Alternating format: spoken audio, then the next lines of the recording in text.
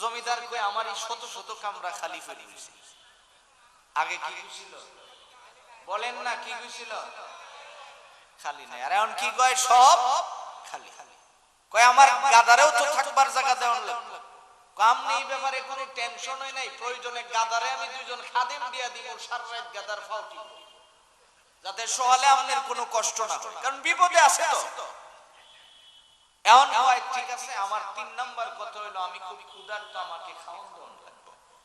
খাবার দাবার রেডি আছে, এবার আপনি আমার কথা শুনেন। হুজুর কো না, আগে আমাকে খেতে দেন, তারপরে আমি আপনার কথা শুনি। এবার খাবার সামনে আনছে, সুন্নত মোতাবেক ঠান্ডা মাথায় হুজুর লম্বা সময় লাগায় আছে। তো হুজুর যখন খাইতেছে একটু পরে বড় উকি দেয়, কারণ ভিতরে তো শান্তি নাই। তো উকি যখন দেয় হুজুর এমনি থামায় দেয়, থামো। খাওয়া দাওয়ার পরে কয় এবার আপনি আপনার কথা বলেন। জমিদার কয় এখন কমুনা কইতাম না, চিন্তা আছে, আগে ভিতরতে খবর নিয়ে দেখি আসে না গেছে, কারণ মোটামুটি সময় তো অনেক গেছে। ভিতর থেকে খবর নিয়ে আয়সা দেখে না স্ত্রী অসুস্থ, ব্যথায় কাতরাচ্ছেন। আয়সা বলেন হুজুর আমার স্ত্রী এই সমস্যা, আপনি একটা তাবিজ দিন। হুজুর কয় ভাই আমি তো তাবিজ লিখতাম পারি না। এখন বলেন তো মেজাজটা কেমন হইব? জমিদার রীতিমতো সেটা গেছে, সেটা কয় না তাবিজ লেখেন। যেই লেখেন কইছে হুজুর চিন্তা করছে, হে যে গরম খাওয়াইলো, আমারে থাকবার জায়গা দিল, আমার গাদারেও খাদেম দিয়ে খেদমতে লাগাইলো। এখন তো তারে কিছু না কিছু একটা দিতে হয়, তো কাগজ কলম মানো লেখা দিছে, যাও তোমার স্ত্রীর হাতে নিয়ে বাইদা দাও। দিছে 5 মিনিটের ভিতরে বাচ্চাও সুস্থ, মাও সুস্থ। সুবহানাল্লাহ। এবার জমিদার আয়া কবলবি, আপনি এত মজার তাবিজ লেখতারেন, এত কামেল ফির, কিন্তু আমারে কি লিগে এতক্ষণ কষ্ট দিলেন? কি লেখছেন আপনি? এটা আমারে কই কি লেখছে, এটা তোমার কি দরকার? কোন আমার দরকার আছে, আপনি না কইছেন তাবিজ লেখতারেন না, তাইলে এখন কি লেখলেন? লেখার সাথে সাথে সুস্থ হয়ে গেল।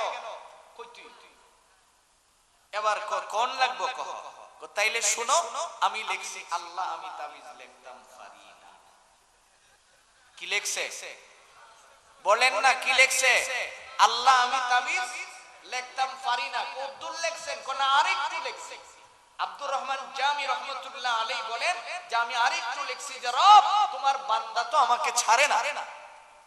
এই শেষ কথা, শেষ কথাটা বলছে আয় রব তোমার নাম তো রহমান, কাজেই তুমি যদি তোমার বান্দার সাথে রহমানের ব্যবহার দাও, আমি যে তাবিজ লেখতারি না আর তোমার বান্দা যে আমারে ছাড়ে না, তোমার রহমানের ব্যবহারের কারণে তো সবাই শান্তি পাওয়া যায়। চিল্লায়া বলুন আল্লাহু আকবার। এই জন্য রব্বুল আলামিন কয় যে ওহির জ্ঞান কাযালিকা ইউহি ইলাইকা, এই কোরআন তো ওহির জ্ঞান। এই জ্ঞান যারা অর্জন করে তাদের ফায়দা কি হয়? জমিনে বৈশা যা বলে রব্বুল আলামিন আসমান থেকে তা দিয়ে দেন। সুবহানাল্লাহ। আরো সহজে বুঝবেন, আমি যে আয়াতগুলি তিলাওয়াত করেছি, আল্লাহ তাআলা বলেন আমি লুকমানকে হিকমতের ভান্ডার দিয়েছি, আর নবীজি বলেন উতিতু জাওয়ামিআল কালিম। এই কোরআন হলো হিকমতের ভান্ডার। সুবহানাল্লাহ। এই কোরআনের মধ্যে হিকমতের কোনো অভাব নাই। রাসূল বলেন আল্লাহ আমাকে স্পেশাল 6টা জিনিস দিয়েছেন, এর মধ্যে একটা হলো এই কোরআন। কোরআনের আয়াত ছোট, অর্থ অনেক বেশি। সুবহানাল্লাহ। কষ্ট হইতেছে আপনাদের?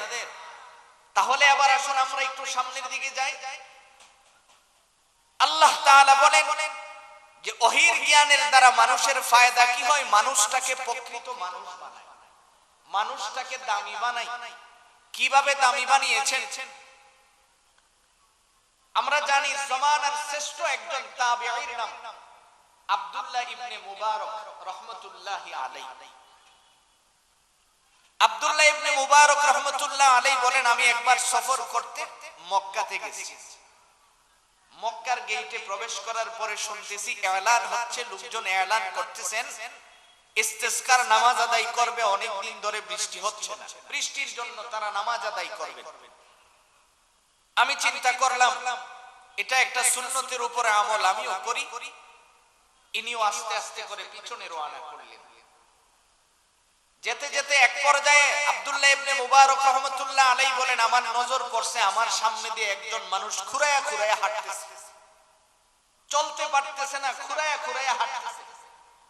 আমি এখন চিন্তায় পড়ে গেলাম যে এই লোকটা যে আমার সামনে দিয়ে হাঁটতেছে, ইনি যদি অসুস্থ হয়ে পড়ে যায়, আমি তার পিছনে পিছনে হাঁটতেছি, যদি পড়ে আমি তার সহযোগিতা করব। হঠাৎ করে দেখি লোকটা আমার সামনে নাই। চিন্তা হয়ে গেল কোথায় গেল, দেখি যে গুহার ভিতরে বসে রয়েছে। গুহার ভিতরে বৈশা দুইজন বন্ধু যেইভাবে কথা বলে, তিনি এইভাবে আল্লাহর সাথে কথা বলছেন। সুবহানাল্লাহ। আল্লাহ তাআলার সাথে কথা বলেন আর বলেন, এই রব, এতগুলি মানুষ এই গরমের পাথরের পাহাড়ের উপরে পা চালায়া চালায়া হাঁটছে, ওরা এখানে দাঁড়ায় দাঁড়ায় বৃষ্টির জন্য কাঁদবে, আর তুমি বৃষ্টি দিবে না, এটা তো হয় না। তুমি বৃষ্টি দিবা কিনা বলো, আমি আমার এই কপালটা তোমার কুদরতি পায়ে সিজদা করার জন্য রাখছি, যদি বৃষ্টি না দাও আমি কিন্তু এই কপালটা গরম পাথরের মধ্যে লাগায় পুইরা ফেলাবো, বৃষ্টি দিবা কিনা বলো। আব্দুল্লাহ ইবনে মুবারক কয়, ও বলতে দেরি তার চোখ দিয়া এক ফোঁটা পানি মাত্র বের হইছে, আর রব্বুল আলামিন আসমান থেকে ওজুরে বৃষ্টি দিতে শুরু করছে। আমার চিন্তা হলো যে এটা কেমন মানুষ, জমিনে বৈশা রবের কাছে ছায়া, রব সাথে সাথে দিয়া দেয়। মানুষটাকে আমার দেখা দরকার, কিন্তু বৃষ্টির কারণে তো সবাই দৌড়ে দৌড়ে যার যার মতো করে চলতেছে, এও খুঁড়ায়া খুঁড়ায়া যেই জায়গায় ঢুকছে, আমি দেখছি যে এই বাড়িটা হলো একজন গোলাম বিক্রেতার বাড়ি। পরের দিন আমি বাড়িতে আইসা বাড়িওয়ালারে কইলাম আমার একটা গোলাম দরকার, নিতাম চাই। বাড়িওয়ালা কই, গোলাম নিবেন? ঠিক আছে বসেন, আমি দেখা। একে একে আমাকে 12টা গোলাম দেখালো। আমি গতকালকের গোলামটাকে তো আর দেখি না। আমি বললাম আর কোন গোলাম থাকলে দেখান। এবার বাড়িওয়ালা কয়, আমার কাছে একটা হতভাগা গোলাম আছে, এটা দেখে আপনি কি করবেন? এর যে কিন্না আনছি ওই দিন থেকে আমার লস হইতেছে, না আমার কোনো কাজ করতে পারে না নিজের কাজ করতে পারে, তার নিজের কাজও আমাকে করতে হয়, অন্য গোলাম দিয়ে কাজ করাতে হয়। আনেন দেখি। যখন আব্দুল্লাহ ইবনে মুবারক রাহমাতুল্লাহ আলাইহি বলেন, যেই আমার সামনে আনছে, আমি তো ওনাকে দেখা দেখলাম ইনিই তো সেই ব্যক্তি, বসার থেকে আমি দাঁড়িয়ে গেলাম। সুবহানাল্লাহ। দেখে আমি দাঁড়ায় গেলাম। যেই মাত্র দাঁড়াইছি, গোলাম সামনে আনছে। আমি জিগাইলাম, ভাই এটাই আমার লাগবে, আর আনতে হইব না, কয় টাকা বলেন? বাড়িওয়ালা কোন মাগনা লয়ে যান। আব্দুল্লাহ ইবনে মুবারক কই, মাগনা নিব কেন? কই যে আমি যে তারে রাখছি, এটাই তো আমার কষ্ট হইতেছে। কয় টাকা দিয়ে কিনছো? 12 টাকা। আমি তোমারে 24 টাকা দিব। এবার বাড়িওয়ালা মুস্কি হাসি দিয়া কয়, হুজুর সারা জীবন শুনছি মৌলবীরা ব্যাখ্যা লয়, আর আজকে নিজের চোখে দেখলাম। মানে এটা আপনার দেখে আমার মনে হইছে আর কি, যে আজকে আমার নসিব হইছে যে একজন ব্যাখ্যল দেখা, যেখানে আমি মাগনা দিয়া দেই, এখানে আপনি 24 টাকা দিয়ে কিনা নেন। এবার সে কয়, শুনেন, কারণ পৃথিবীতে আপনি যদিও তাকে না চিনেন, আমি আব্দুল্লাহ ইবনে মুবারক তো ভালো করে চিনি। কিনে নিয়ে আনলেন। আনার পরে আবার গোলাম একটু সামনে গিয়া কয়, হুজুর আপনি যে আমারে আনছেন, আমি তো আপনার কোনো খেদমত করতে পারবো না। আব্দুল্লাহ ইবনে মুবারক কয়, আপনি আমার খেদমত করবার লাগি আমি আপনি আনছি, আমি আপনার খেদমত করব। এটা বলেন কি? অবশ্যই। হুজুর এটা আমি তো মানতারলাম না, আপনি আমারে কিনেন না, আপনি আমার খেদমত করবেন, এটা কেন বলছেন? আব্দুল্লাহ ইবনে মুবারক কয়, বিশ্বাস হইছে না তো কি হইলে আপনি বিশ্বাস করবেন বলেন? তাইলে আপনি আমাকে আল্লাহর রাস্তায় আযাদ করে দেন। আব্দুল্লাহ ইবনে মুবারক রাহমাতুল্লাহ আলাইহি বলেন, যান আমি আপনাকে আল্লাহর রাস্তায় আযাদ করে দিলাম। সুবহানাল্লাহ। এবার গোলাম সিজদায় পড়লেন, পড়ে আল্লাহর দরবারে কয়, রব তোমার সাথে আমার একটা চুক্তি ছিল, তুমি আর আমি এর মধ্যে যে সম্পর্ক চলে, এটা যেন পৃথিবীর কেউ না জানে। আজকে যেহেতু তুমি জানাই দিয়েছো, আর এই জমিনে আমি থাকতে চাই না, আমারে নিয়ে নাও। আব্দুল্লাহ ইবনে মুবারক কয়, ও বলতে দেরি হইছে, উনাকে আল্লাহ উঠায় নিতে দেরি হয় নাই। এই হলো ওহীর জ্ঞানের দ্বারা মানুষ এত দামি হয়। বান্দা যখন যা বলে রব্বুল আলামিন তা কি করেন? দিয়ে দেন। এবার আসুন, আল্লাহ তাআলা কয়, আমি হাকিম লুকমানকে জ্ঞান দিয়া এরপরে বইলা দিছি, আনিশকুর লিল্লাহ, তোমারে যে আমি জ্ঞান দিয়েছি তুমি শুকরিয়া আদায় করো। সুবহানাল্লাহ। এই জন্য আপনি দেখবেন আলেম অনেক বড়, আপনার মাদ্রাসার মুহতামিম, আপনার মসজিদের খতিব, আমনে কালো আর মালু আয়া দমক দেন, বেডা আমনেরই কিছু কয় না। আপনি মনে করেন না যে ইলা খুব দুর্বল, মূলত তিনি দুর্বল না, কারণ তিনি ইলমের কারণে শুকরিয়া কার আদায় করেন?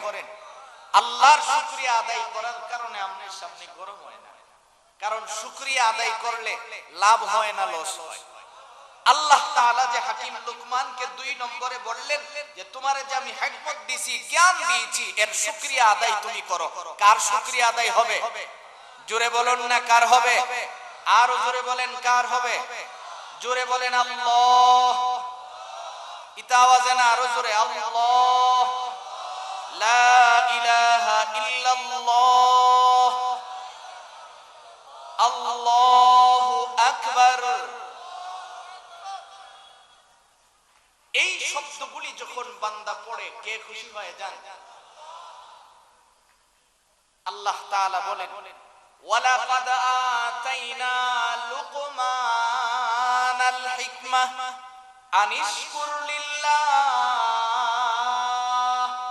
ওয়া মান ইয়াশকুর ফাইন্নামা ইয়াশকুরু লিনাফসিহি। আল্লাহ তাআলা বলেন নবী আমার পৃথিবীর মানুষগুলির জানায়া দেন, হাকিম লুকমানকে আমি জ্ঞানের ভান্ডার দিয়েছি, অতঃপর বলেছি তুমি শুকরিয়া আদায় করো। যদি তুমি শুকরিয়া আদায় করো, মনে কইরো না এটা আপনার লাভ হয়ে যাবে, কারণ দুনিয়ার জমিনে বান্দা যখন বলে সুবহানাল্লাহ, কি বলে? আরো জোরে বলুন, আরো জোরে।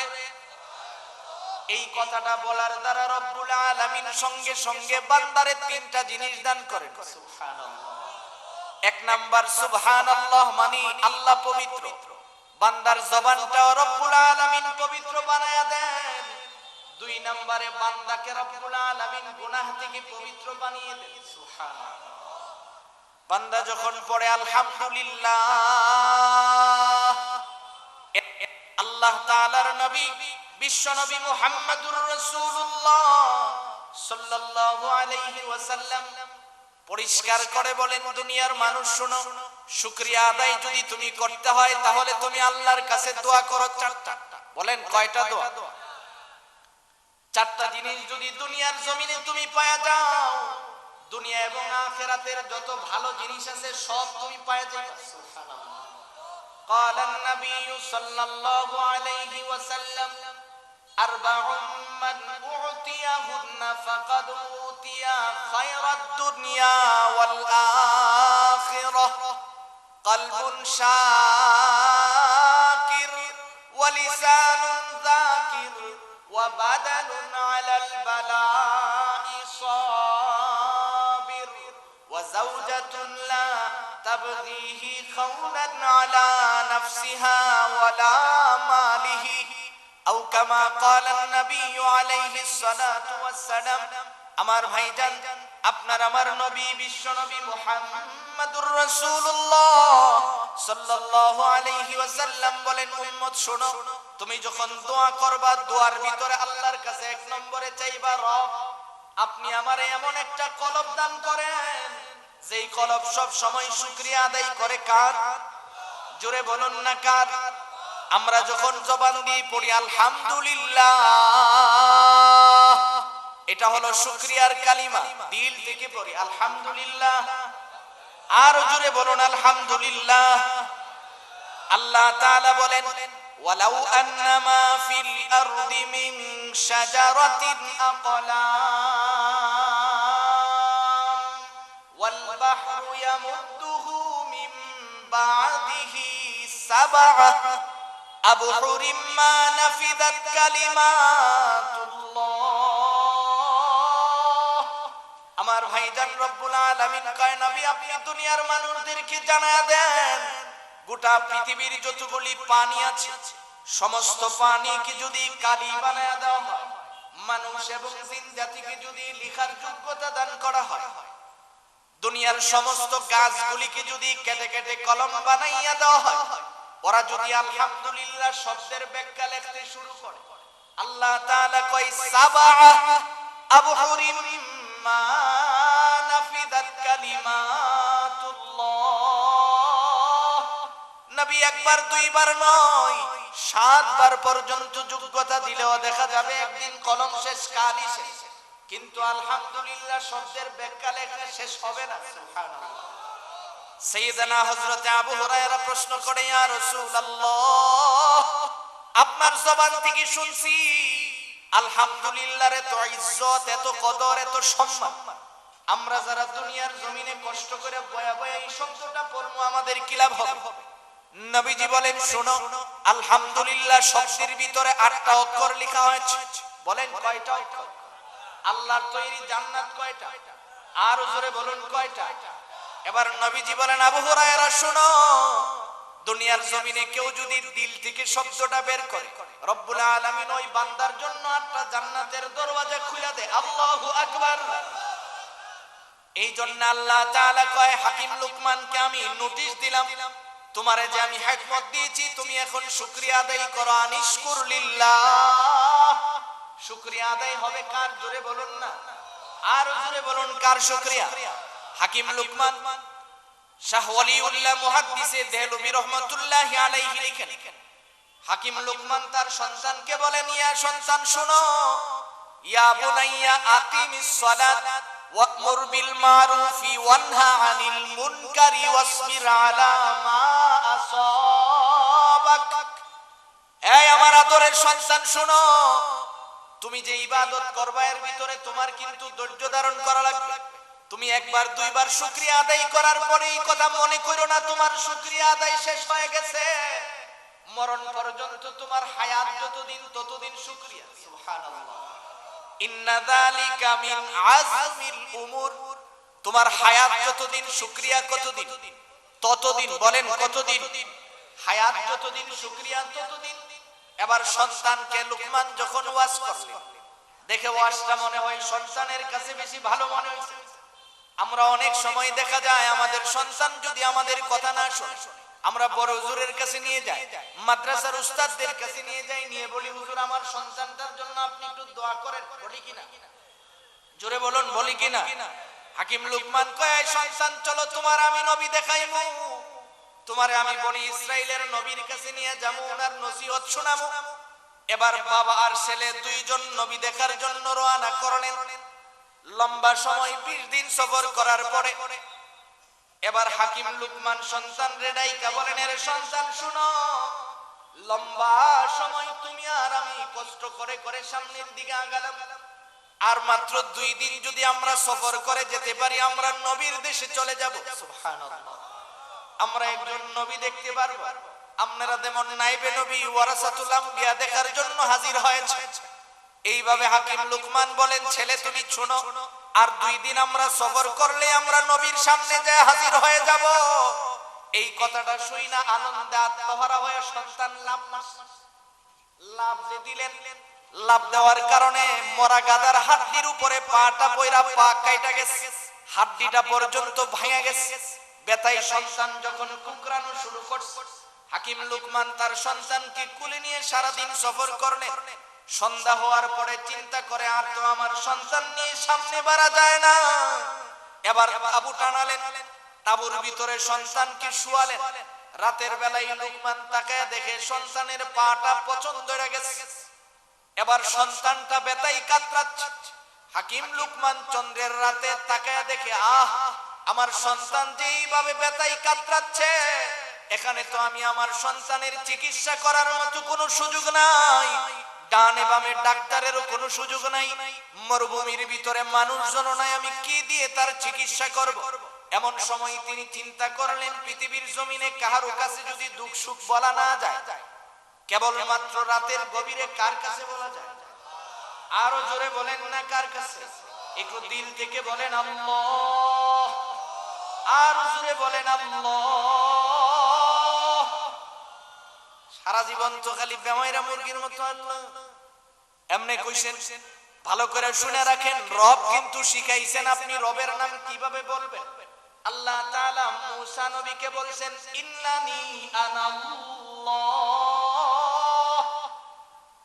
লামটা বাড়ি হবে, মুখটা গোল করে হৃদয় থেকে বলেন আল্লাহ, আরো জোরে বলেন আল্লাহ, চক্ষুটা বন্ধ করে বলেন আল্লাহ। এইভাবে আবেগ নিয়ে নিয়ে রবরে ডাকতে হয়। বেমাইরা মুরগির মতো না, আবেগ নিয়ে আল্লাহকে ডাকতে হয়। হাকিম লুকমান এবার সিজদায় পড়ে গেলেন। সিজদায় পড়া বলেন, এ রব, তুমি কি শেষ সময়ে আমার সন্তানটারে আমার কাঁধে উঠায়া দিবা আল্লাহ? আমি কি আমার সন্তানের লাশটা মরুভূমির মধ্যে দাফন করে যেতে হবে? আয় রব, তুমি কি আমার সন্তানটারে আমার কাছ থেকে উঠায়া নিবা? এইভাবে যখন কান্না শুরু করলেন, চোখ দিয়া পানি পড়তেছে। পানি পড়ে পড়ে মুফাসসিরিন কিরাম লিখেন, পানি পড়ে পড়ে ওনার চোখের কাদাটা ওই বাড়িটা কাদা হয়ে তার কপালের মধ্যে লেগে গেছে। এমন সময় রব্বুল আলামিন আসমান থেকে ফেরেশতা পাঠায়া দিয়েছেন। সুবহানাল্লাহ, আলহামদুলিল্লাহ, বলেন আলহামদুলিল্লাহ। হযরত চলে এসেছেন, আলহামদুলিল্লাহ, বলেন আলহামদুলিল্লাহ। আরো জোরে বলি আলহামদুলিল্লাহ। এটা আমাদের জন্য সৌভাগ্য, আপনাদের জন্য সৌভাগ্য। মুফাসসিরে কোরআন আল্লামা হযরত মাওলানা মুশাহিদ আহমদ ওজিদপুরি হাফিজাহুল্লাহ এসেছেন। এখন তো আপনারা আর কোনো টেনশন নেই। আমি হুজুর এখানে আসার আগে আগে যখন আসে তখনই ছেড়ে দিব ইনশাআল্লাহ। আমি আপনাদেরকে বেশি সময় নিয়ে কষ্ট দিব না। হুজুর আসলে আমি ছেড়ে দিব। একটু সময় আমি কথাটা গুছাই। হুজুর হয়তো একটু চা নাস্তা করবেন, এর বেশি তো মনে হয় কিছু করবেন না। আসবেন, এর ভিতরে আমি আমার কথাটা গুছাই ফেলবো ইনশাআল্লাহ। মুহতারাম ভাই, যে কথা বলতেছিলাম, ফেরেশতা আসছেন, আয়েশা সালাম দিবেন। কি দিবেন? জোরে বলুন না, কি দিবেন? সালাম দিয়েছেন। সালাম দেওয়ার পরে জিজ্ঞেস করে, এই ছেলে তুমি কেমন আছো? সন্তান বলেন আলহামদুলিল্লাহ। কি বলছেন? জোরে বলুন না, কি বলছেন? আপনারে যদি আমি জিগাই, বাইসা কেমন আছেন, ফল্লা কথাটাই কইবেন আসি কোন রকম। আবার জিগাইলে গরিব যেমন থাকে, আবার জিগাইলে না মইরা বাচ্চা রইছে। মানে আপনি যে আলহামদুলিল্লাহ বলতে হবে, এটা আপনার ব্রেনে নাই। অথচ আপনার তো উচিত ছিল প্রথম কথাটাই বলা আলহামদুলিল্লাহ। যেই অবস্থায় আমি আছি, এই অবস্থায় আমাকে কে রাখছেন? তাহলে আমি শুকরিয়া আদায় করব কার? আল্লাহ তো এই কথাটাই বলেন, আমি জ্ঞান দিয়েছি অতঃপর বলেছি তুমি শুকরিয়া কার আদায় করো? বাচ্চাটা যখন বললেন আলহামদুলিল্লাহ, ফেরেশতা মজা করে জিগায়, এই তুমি না অসুস্থ? লোকমানের ছেলে বলেন, অসুস্থতা এটা সাময়িক, দিয়েছেন আল্লাহ, সুস্থ কে করবেন? আরো জোরে বলুন না, কে করবেন? যখন এই কথা বলছেন, এবার ফেরেশতা কয়, আর টেনশন করিস না। পাটার মধ্যে হাত দিয়ে মট দিছে, সাথে সাথে আগের মতো সুস্থ হয়ে গেছে। এবার সন্তান ঘুম থেকে উঠছে, শোয়ার থেকে ওইটা বাবার কাছে যায়, বাবার পিঠের মধ্যে হাত দিলেন। বাবা এখন সিজদা থেকে মাথা উঠালেন। মাথা উঠায় জিজ্ঞেস করে, তোমার জন্য আমি কান্দি, তুমি কেমনে আছো? এবার সন্তানটা কয়, আব্বা কিছুক্ষণ আগে আমি দেখছি আমার তাবুটা চন্দ্রের মতো আলোকিত হয়ে গেছে। সুবহানাল্লাহ। তাকায় দেখি কে যেন একজন সাদা দবদবে পোশাক পরিধান করে আমার সামনে হাজির হয়ে গেছে। এবার আমারে সালাম দিয়ে জিজ্ঞেস করলেন, তুমি কেমন আছো? আমি বললাম আলহামদুলিল্লাহ। এবার তিনি আমারে কয়, তুমি যে শুকরিয়া আদায় করছো এই জন্য আল্লাহ তোমারে সুস্থ করে দিয়েছে। এবার বাবা বলেন, চলো আমাদের দেরি হয়ে গেছে, আমরা তাড়াতাড়ি একদিন আগে তো নবী দেখার জন্য যাইতে পারতাম, আমাদের একটা দিন সময় নষ্ট হয়ে গেছে, চলো। বাবা আর ছেলে যখন রওনা করছে, ফেরেশতার সামনে এসে প্রতিবন্ধক হয়ে দাঁড়াইছে, সামনে যায় না, আর যেতে হবে না। বাবা আর ছেলেকে রব্বুল আলামিন শিখায় ফেলছেন, আর সামনে যাওয়ার দরকার নাই। লুকমান জিগাই, কেন? কই যে আপনারা এখানে বয়ে রইছেন, আপনি সুবহানাল্লাহ, কই খাইলাম, অসুস্থ হইলাম, পা ভাঙলো, তো হিফাজত কেমনে করছেন?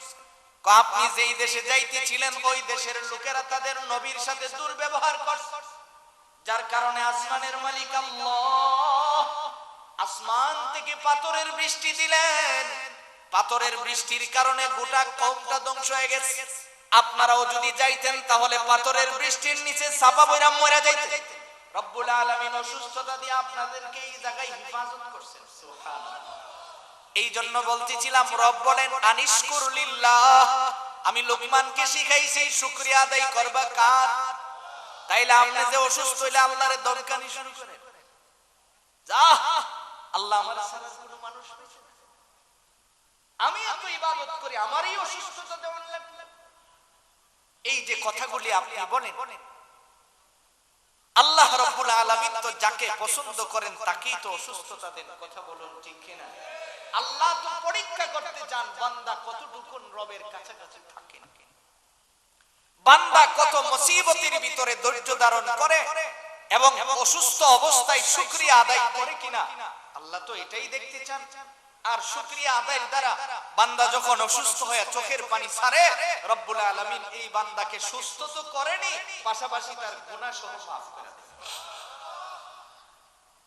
হাকিমুল উম্মত মুজাদ্দিদুল মিল্লাত আল্লামা শাহ আশরাফ আলী থানভী রাহমাতুল্লাহি আলাইহি লিখেন, এক জমিদার,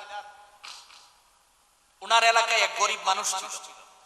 গরিব মানুষ বুঝেন আপনারা, মিসকিন, ভিক্ষা করে খায়। তো জমিদারের বাড়িতে প্রতিদিন সে যায়, টাকা পয়সা আনে, ভিক্ষা করে। একবার জমিদার দেখলো 5-7 দিন সে আর আসে না ভিক্ষা নিতে। এখন সিদ্ধান্ত নিল যে আমি তারে দেখতে যাব, কারণ জমিদার আল্লাহওয়ালা মানুষ, সে চিন্তা করছে অসুস্থ মানুষ, যদি দেখি তাইলে সওয়াব পাবো। এখন তিনি